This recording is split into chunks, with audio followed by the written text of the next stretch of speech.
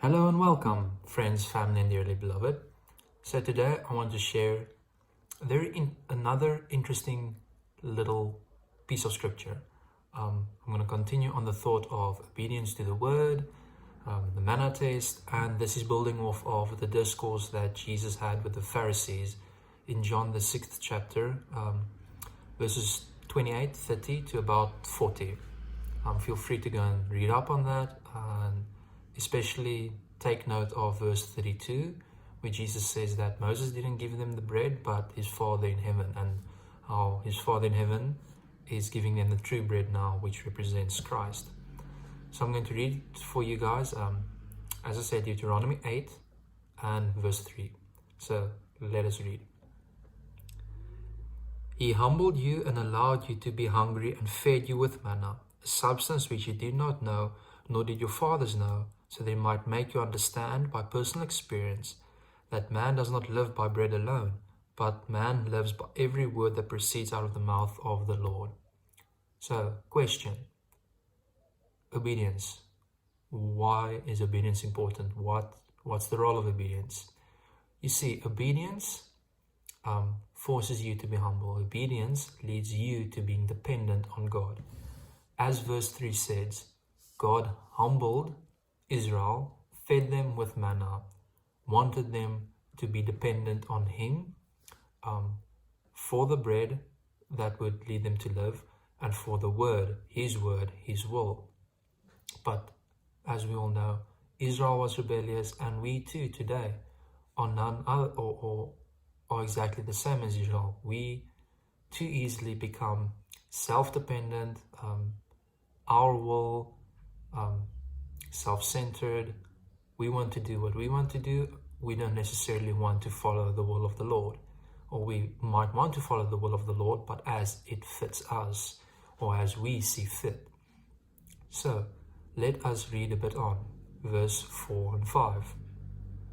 5 and 6. Therefore know in your heart that the Lord your God disciplines and instructs you just as a man disciplines and instructs his son.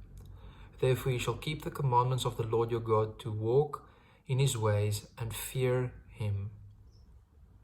So God disciplines Israel. He disciplined them to try and show them that they need to be humble and obedient, and most importantly, the core underlying factor of obedience, be dependent on Him.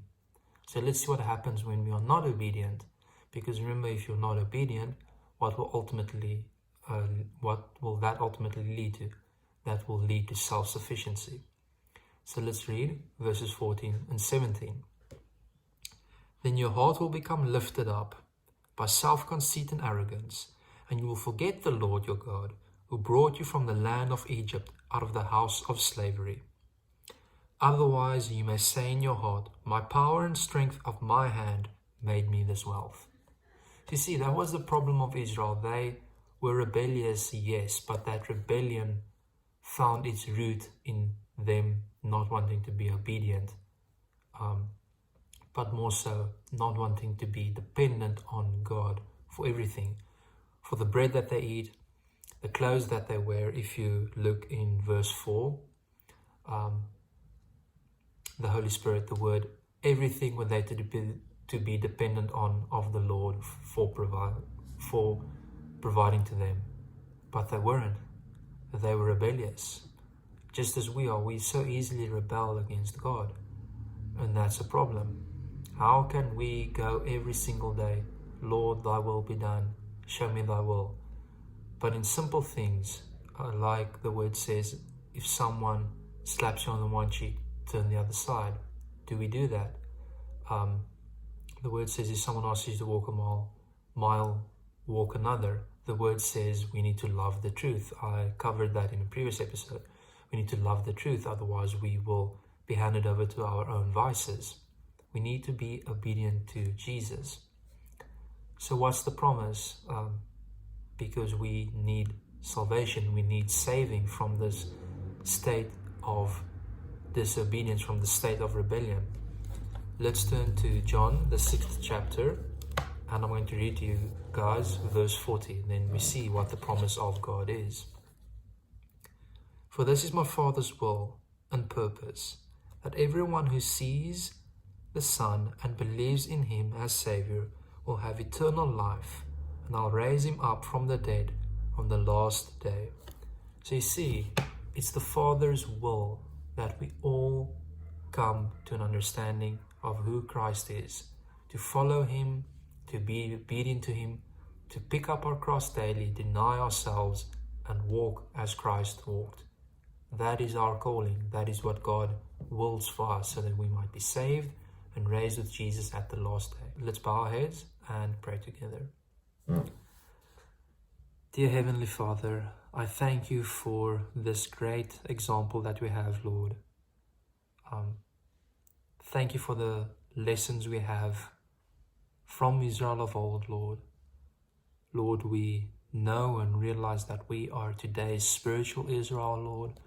We realize today that we are also being presented a manna test, Lord, whether we will be obedient to the living bread or whether we will be self-sufficient, Lord. Lord, I pray that we be not self-sufficient, that the seed of evil, the seed of self-sufficiency, of self-centeredness, Lord, that you will wipe that out of our hearts, Lord. I pray that you will be with your children, Lord, that you'll pour out your Holy Spirit on us, and that you'll guide us, Lord, into deeper obedience and deeper love with you. For God is love and love only. Dear Jesus, I pray this in your holy name. Amen.